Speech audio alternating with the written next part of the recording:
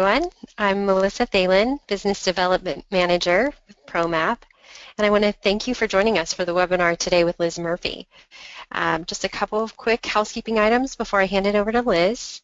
Your lines have been muted to avoid any background noise, but we certainly encourage you to ask questions. And if you'd like to ask a question or communicate with me, you can do so at any time via the GoToWebinar panel. That's located right on the top right corner of your screen, or you can also use Twitter with the hashtag Promapp. We'll have time to answer questions with Liz at the end of this presentation. We're also recording today's webinar, and a copy will be emailed out to you following today's session.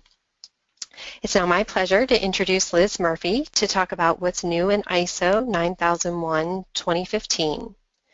Liz is the Managing Director of Grow EQ.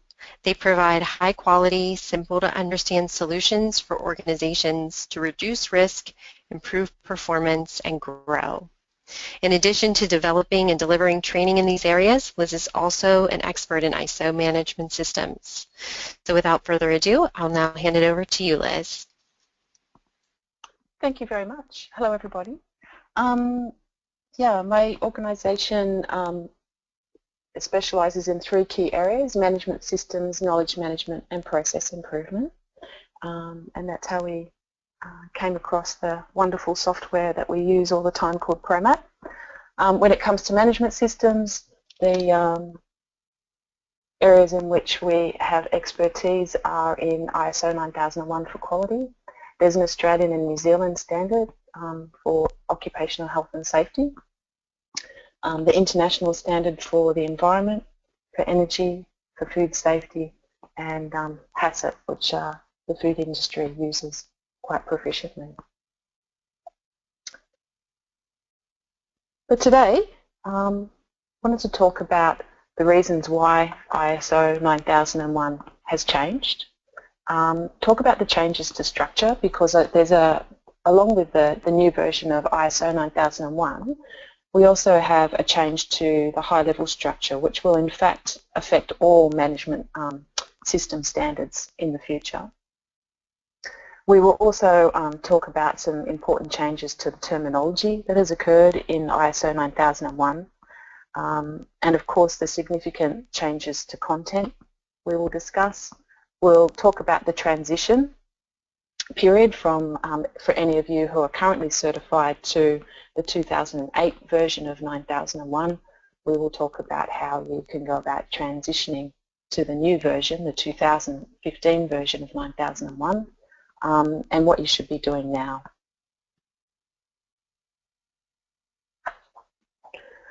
Over 1.1 million organisations around the world have implemented and are certified to the standard ISO 9001 Quality Management Systems, proving that this standard remains in high demand and making it the leading standard for management systems. Indeed, it can be considered the mother of all of them. In a recent survey, organisations who had implemented 9001 reported the following major benefits. 75% said that implementation had improved their levels of customer satisfaction and loyalty. 75% said it boosted their operational performance. 71% said it helped them to acquire new customers and to retain existing clients. And 55% of organisations who had implemented ISO 9001 said it had helped them to achieve significant cost savings. The recent update to ISO 9001 is not only the first since 2008, it's also the first major revision since the year 2000, which essentially consolidated the three previous standards, 9001, 9002 and 9003. So if ISO 9001 is being so successful, why would they want to change it? Well, all ISO standards are reviewed on a regular basis to ensure they remain current and relevant in the marketplace and address the needs of the business world. Significant changes in technology, business diversity and global commerce have occurred since the last version of ISO 9001 was released in 2008. For example, we now have increasingly complex, demanding and dynamic environments in which organisations must operate. We have changes in technology which have changed how we work.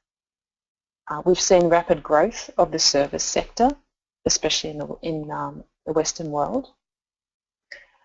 We now see a greater focus on controlling business risk outside of the traditional financial arena. And we certainly have increasingly complex global supply chains in which suppliers are more physically distant from their customers. And certainly we've also seen an increase in the adoption of work health and safety and environmental management systems, and that presents a concurrent need to integrate these with quality systems and indeed with business management systems that are in line with the strategic objectives of organisations.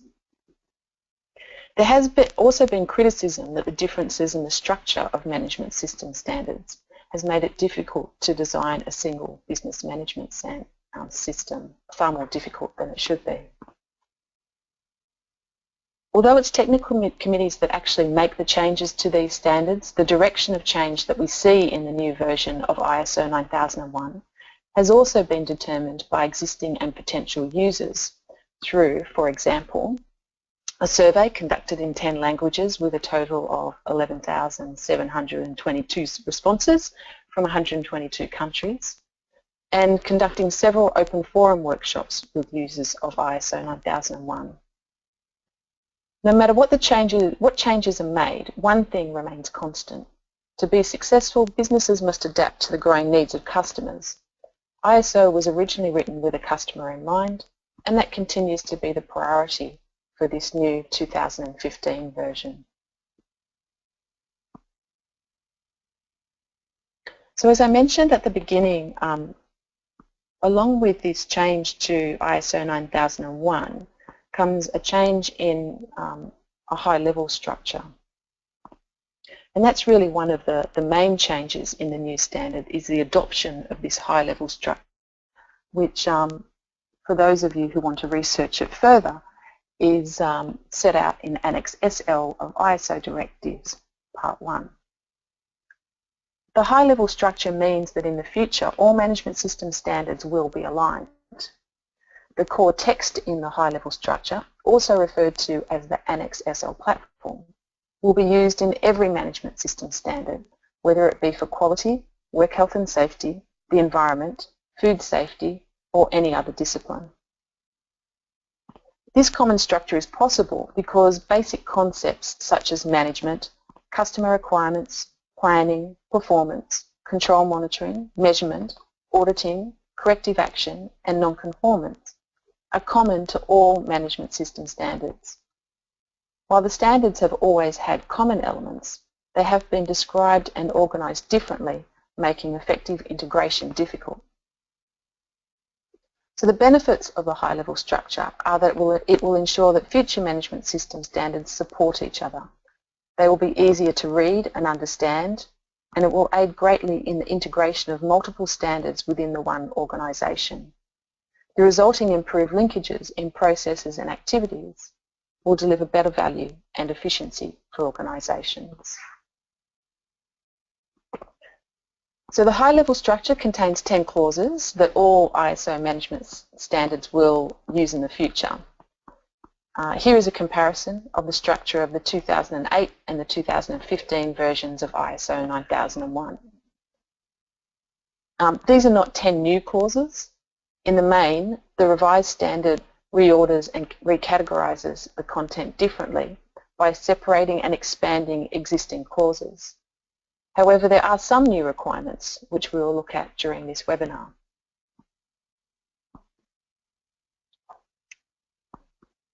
Before we do, we need to discuss some of the changes to terminology that have occurred. The new version of ISO 9001 has quite a few changes in terminology.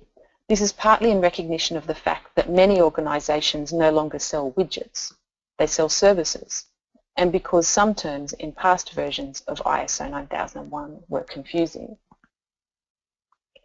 In addition, some of these changes in terminology are indicative of wider changes in the standard that are quite significant. These new and altered terms should lead to improved awareness and general understanding of ISO 9001. So what you see on the screen is not an exhaustive list of terms, but it does cover some of the most significant changes.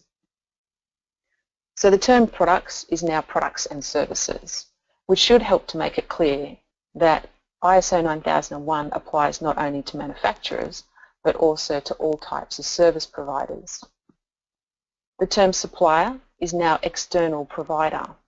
The rationale for this change in terminology is also to accommodate service organisations. It helps to take away that manufacturing bias that has always existed in the standard in the past.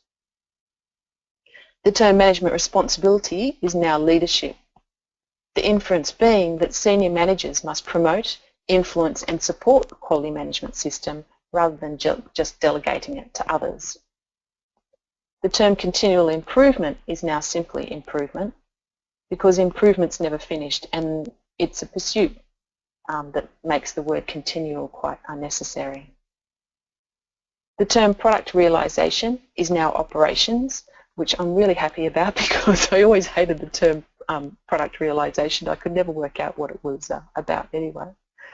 And it was always very difficult to explain to others.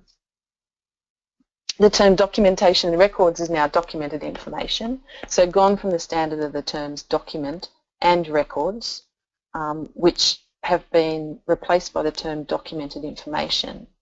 This is in recognition of the fact that knowledge can now be communicated in many formats and mediums from any source. In practice, that image of white folders sitting on a shelf should have been gone from people's heads a long time ago anyway. Knowledge is a new term in 9001. The standard says that organisations must now identify, acquire and share the knowledge that personnel need in order to support process operations and achieve conformity of products and services. The term management representative has gone, and I think that's associated with the change in terminology from management, from responsibility to leadership, because it reinforces the fact that a quality management system will only work if it's embedded into routine business operations, rather than operating as an independent system in its own right with its own dedicated management structure. And the term preventive action has gone for reasons that will become apparent in this webinar soon. So clauses 1, 2 and 3 of the standard are kind of as they were for previous versions of the standard. It's all about the scope of the standard and definitions and so forth. Things really start to get interesting for organisations from clause 4 onwards. And clause 4 is actually a new clause, the context of the organisation. Unlike the old standard, the new one expects you to understand your organisation's context before you establish your quality management system, which makes a lot of sense. You are asked to consider the external and internal issues, both positive and negative, that are relevant to the strategic direction of your organisation, and to think about how these issues could both impact the quality management system and how your quality management system could support your organisation's strategy. This means that management systems can no longer be held at arm's length. To meet the requirements of Clause 4, they need to form part of the strategic direction of your organisation, thus helping to raise the standards to the level of the boardroom and align management. This also increases the likelihood that organisations will develop unique management systems that address their particular needs and requirements instead of just purchasing a generic system off the shelf and trying to make it fit the organisation. So how does one prove that one has met the requirements for the context of the organisation? It could be done, well, senior managers need to clarify what the purpose of the organisation is, and there could be minutes of the meeting in which they have had that discussion. For many organisations, the requirements of this clause will already be articulated in, for example, a vision and a mission statement and a business plan. Organisations could choose to brainstorm their external issues. such as legislation, competitors, technology, unions, economic and social and their economic and social environment. And they should also brainstorm their internal issues. For example, perhaps it's an ageing workforce, or maybe English is the second language. That could be done through a SWOT analysis, improve organisational efficiency. So how do you go about meeting the requirements of this part of clause 4, the process approach? Well, as you can gather from the list of what's expected, you could clearly use process maps with swim lanes, inputs, outputs, process owners, measures, or you could use more traditional Word documents with that information within them. But by far and away my favourite tool to use is Promapp because of the clarity and the agility that it brings. It's easy to use and it empowers teams to own their own processes, and it forces process owners to take accountability and to drive process improvements. Whatever tool you decide to use, though, you need to document the level to which you feel you need to document processes in order to have confidence that the business will run well. And that decision as to what level of detail and what level of depth you need to go when you document your processes, the standard really leaves that up to you to decide. But it does tie into another new requirement concerning knowledge management, which we'll have a look at in a minute. Clause 5 is called leadership. The change in terminology from management responsibility to leadership is an important one. I think it's one of the most important changes that has been made to the standard. It's going to be pretty difficult to enforce and quite difficult to prove. The inference is that senior managers must themselves influence, promote and demonstrate by word and by deed that the quality management system is important to their organisation. I love this change because it emphasises the very important role that senior managers must play if their management system is to add value to their organisation. I see far too many systems that are a burden, a drain on resources, and one thing that they all have in common is a lack of support from senior management. Senior managers make the final decisions, the big decisions. They provide the resources and the strategic direction. And without their leadership, the management system won't address the bigger issues. It simply won't work. Clause 5 also enhances policy requirements. It sees one of the roles of senior management as being to ensure that their organisation's quality policy objectives are compatible with the strategic direction of their organisation, and that it is applied throughout the organisation. If the quality policy and quality objectives have been accepted as the organisation's quality policy and objectives, then the means of achieving these will naturally be discussed by the senior management team. If the quality policy and objectives are seen as belonging to the quality manager or the quality department, then it's difficult to gain the involvement of senior management. This concept is supported by another new requirement in this clause, which is to make sure that the requirements of ISO 9001 are integrated into the organisation's business processes, not just their quality processes. Another change that has upset some people in the industry, especially quality managers, is that the requirement for a management representative is no longer specified. This doesn't mean that that role is no longer required.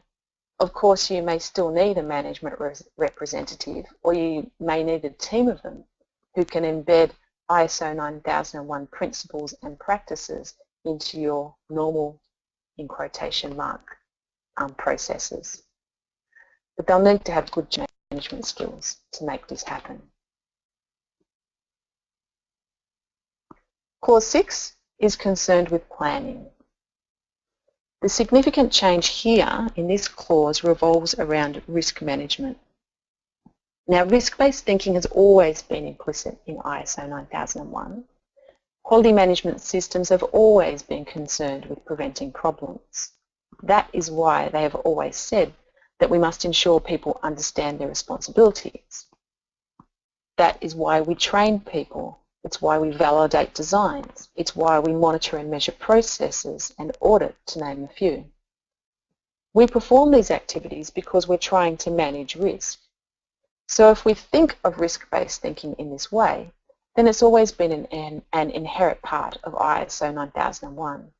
Before it was implicit, now it is explicit.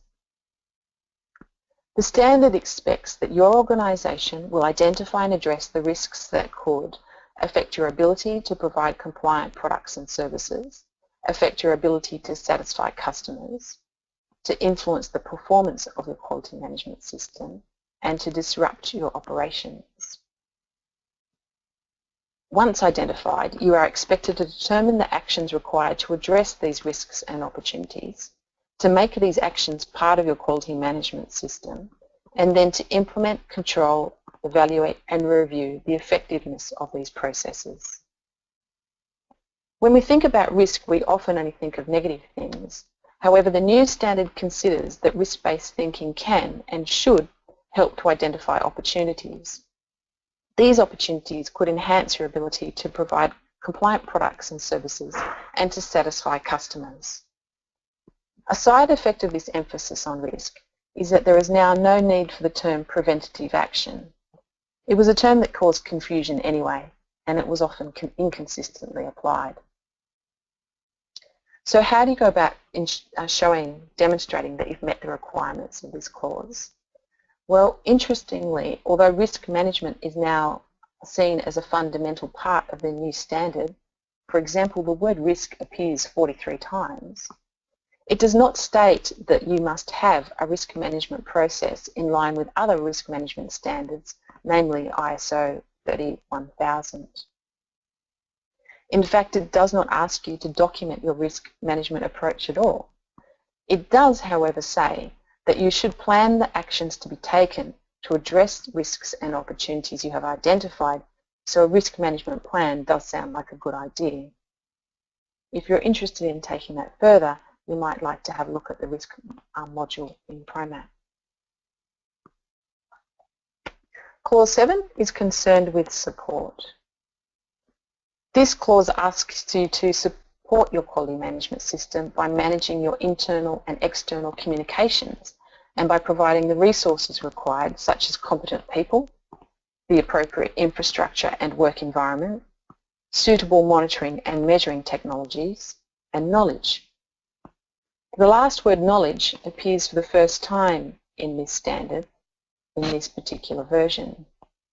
The standard says that if your organisation is going to operate effectively and satisfy customers, then you need to determine the knowledge required by the staff, provide that knowledge, maintain it, because knowledge needs change over time, as do processes. You need to protect it, and you need to ensure that the knowledge is available to those who need to use it. All good common sense.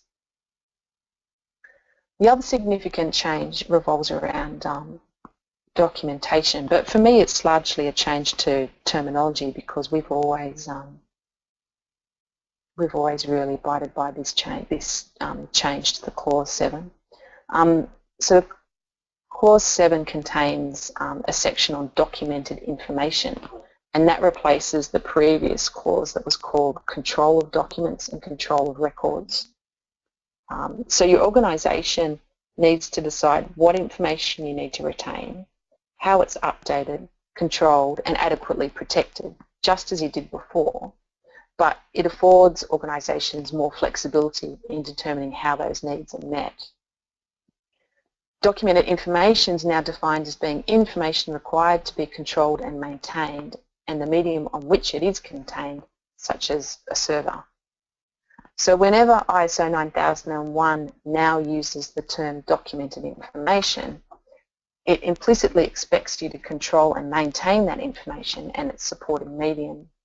But that isn't the whole story, because there's an annex to the new standard that says, and I quote, where ISO 9001-2008 would have referred to documented procedures, this is now expressed as a requirement to maintain documented information. and where ISO 9001-2008 would have referred to records, this is now expressed as a requirement to retain documented information. So basically, wherever the new standard asks you to maintain documented information, it's talking about what used to be called procedures, and whenever it asks you to retain this information, it's talking about what used to be called records. The broadening of the term documents reflects the changes in technology and the way in which we share knowledge today. Because today most information is stored digitally, and it may not consist of the written word. Videos and photos, for example, are powerful communication tools. Most organisations have a website, and larger organisations provide their employees with information through their intranet site. So how do you prove that you've met the requirements of this clause? Well, at the end of the day, you need to communicate to your staff how the organisation is to be run and how they are to do their jobs. And to do this, you will need to document it somehow. Depending on what one wishes to communicate, a video on YouTube or an image attached to a process map, for example, may be better than the written word. Whatever you choose, you will need to control it to ensure that the right people have the right version, that it is approved for use, and all those things that applied within the 2008 version of 9001. Clause 8 is concerned with operation.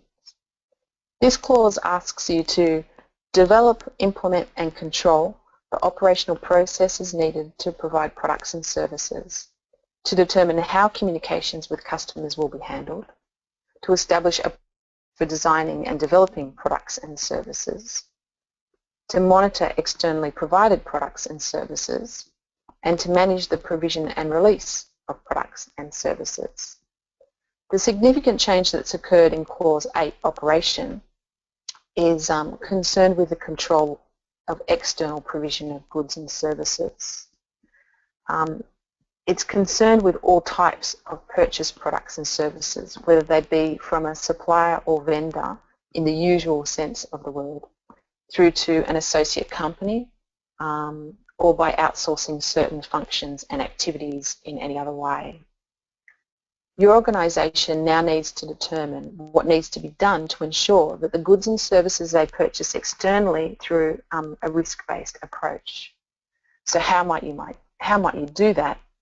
Well, you could do it by classifying suppliers according to the risk their products and services present to your organisation, and decide what criteria you want them to meet based on this risk profile. For example, you may wish to audit a supplier if they're very important to the success of your business. Clause 9, performance evaluation. No big changes here. Monitoring, measurement and analysis from the ISO 9008 version have been grouped together into a clause called performance evaluation. The word evaluation is a new word, simply felt to be stronger than analysis, which apparently did not require evaluation according to some. This clause asks you to what to measure, how and when, to evaluate the results of monitoring and measuring, to audit conformance and performance, taking customer feedback into account, to review the suitability, adequacy and effectiveness of your management system. So this is where internal audits and management reviews fit in, and to monitor customer satisfaction. In this section, monitoring customer satisfaction, there isn't a new requirement that says you need to obtain information relating to the customer's views and opinions of your organisation, not just your products and services. So for example, with that last change, if you were gathering customer feedback through questionnaires, you need to ensure that you include at least one broad question to gather customer opinion of your organisation as a whole, not just their opinion of the product or the service that they purchased from you. Clause 10 is concerned with improvement. And no big changes here either. The new standard asks you to identify opportunities to improve processes, products and services. to control non-conformities and take corrective action, to enhance the suitability, adequacy and effectiveness of your quality management system. And it makes specific reference, I make specific reference to preventive action and the fact that it's been removed because we're now looking at a more risk-based approach with this new standard. On discovering a non-conformity, there is now an explicit requirement for your organisation to determine whether other similar non-conformities exist or could potentially occur. So it broadens the scope of that non-conformance investigation a bit further. And also in line with the risk-based approach, you now need to improve your quality management system processes and goods and services as appropriate through responding to changes in identified risk.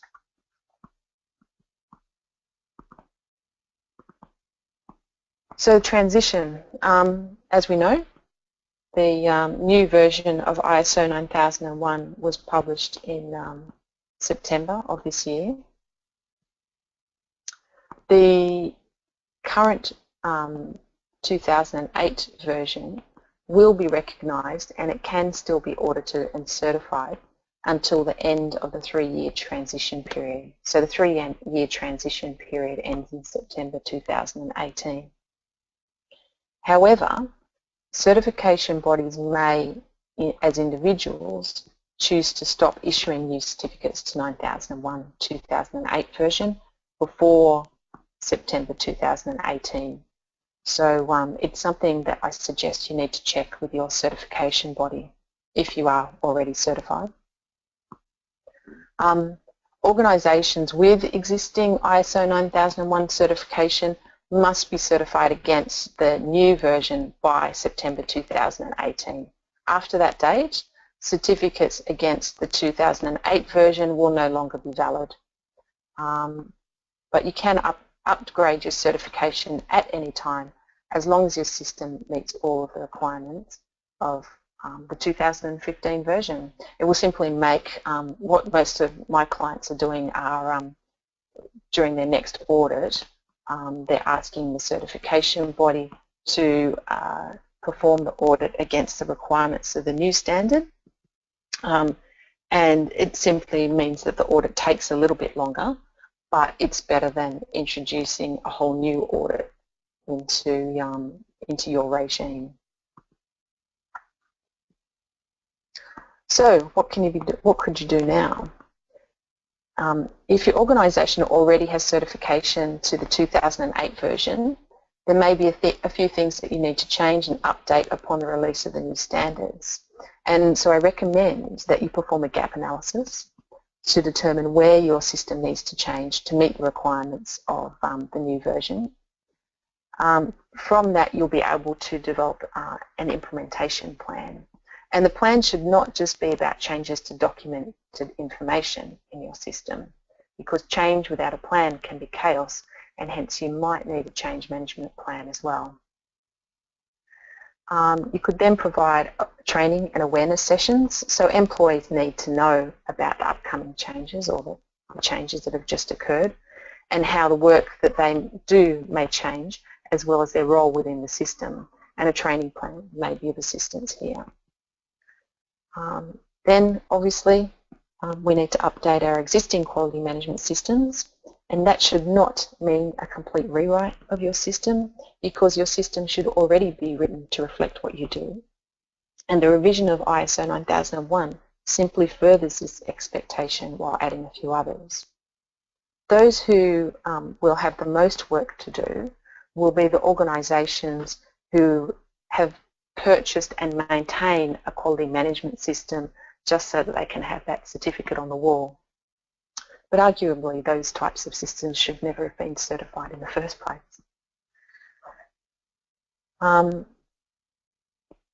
Then clearly one needs to implement their updated system. So implementation, change management and training plans may be of assistance here. Conduct internal audits, because as always, this will help you to find where the gaps still exist and where implementation and training has fallen short of expectations, so that you can start taking corrective actions when necessary to ensure that the system really does add value to your organisation.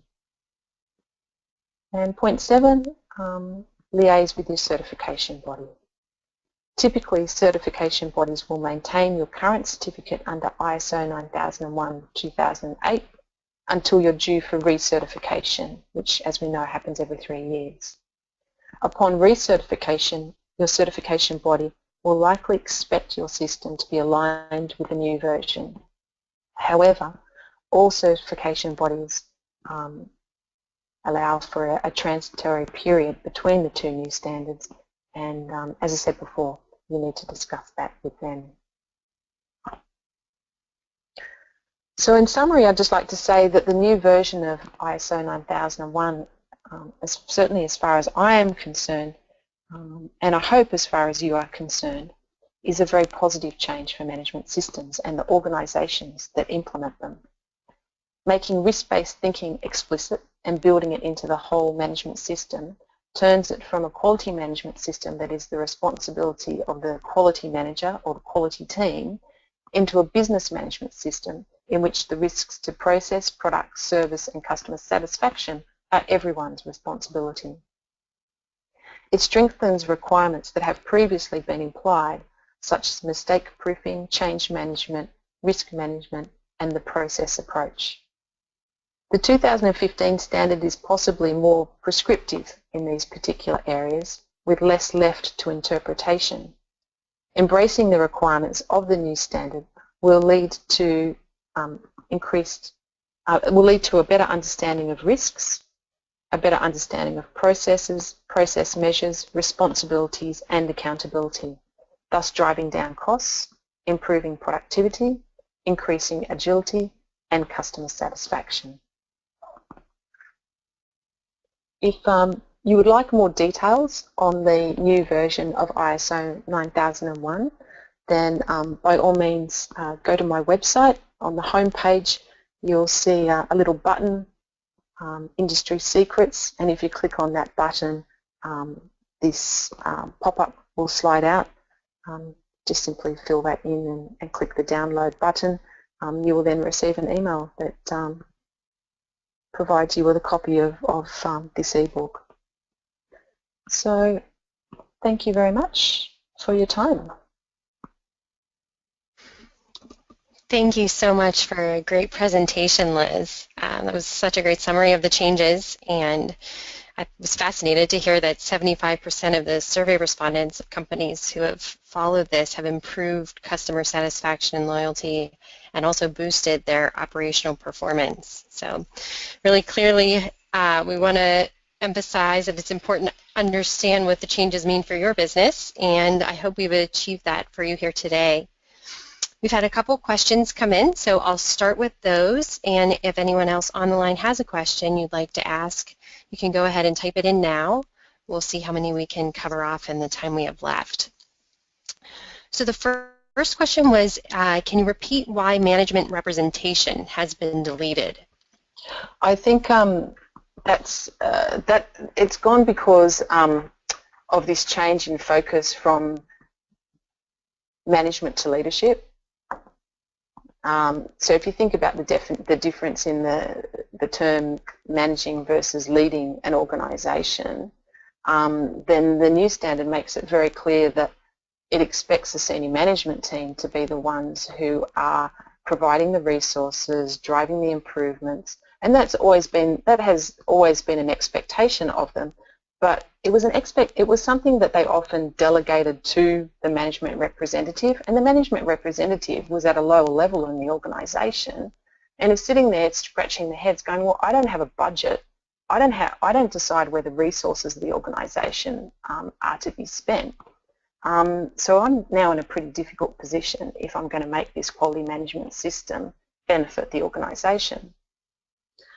So with that change to a focus on leadership instead of management, it makes sense to me that the requirement that you clearly specify who your management representative is has gone. And as I said in the presentation, that doesn't mean that you don't have one.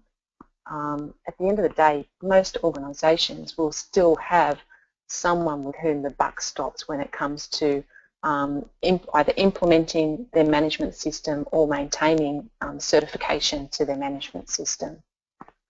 It's just perhaps a more focus on leadership rather than management.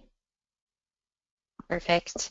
The second question is, do you know of any banks or financial institutions that are now considering 9001 certification given the new changes? And if so, could you offer examples? Oh, that's a good question. There's over 194,000 organisations in Australia alone that are certified. And I'm afraid off the top of my head, I don't know the answer to that question. I'd have to pull up the JASAN's database to tell you whether they were or not. But I would say that even if they're not, even banks and financial institutions, because they are by their very nature risk-adverse organisations, as are pharmaceutical companies in the food processing industry, whether they refer to it as their ISO 9001 quality management system or not, I'm quite confident that they have management systems in place in order to, because they probably call it their business management system, but it's the only way of communicating to staff at the level of execution how they want their business to be run. Okay, great. And the next question is, has a gap analysis template been built as a better guidance tool? Yes, I do have a gap analysis template that I'm happy to forward to people who are interested. I don't know how we might handle that, but perhaps someone, if you emailed Promapp with that request, I could provide it that way. Perfect, yeah. My email is melissa@promapp.com, so you're welcome to email me if that's of interest. Then the next question is, how does 2015 affect the traditional document control configuration management function? Kind of depends on how you're controlling documents now. As always, the standard is very outcomes-based, so it leaves the how up to you to decide what best suits your organisation. There's no reason why existing document management control systems wouldn't function. In the new standard, it's not asking you to change it. Where it does start to get a bit trickier is when you're housing information on, as a video, for example, on YouTube, or as an image. How do you ensure that that information is kept up to date and that people are looking at the current version of that information? What I've done in other organisations is really just to apply exactly the same document control principles and practices to the images and videos as I apply to any other document within the management system. So as long as you're ensuring that you have a way of making sure that your staff know what the current version is and have access to the current version and know what has changed, and as long as you're ensuring that new information is approved for publication to your staff before you actually publish it, then you'll be meeting the requirements of the new standard. Great. Okay, and just one final question. What would be your advice for those just now implementing ISO 2008? Oh, okay. So you've started down the path of 2008.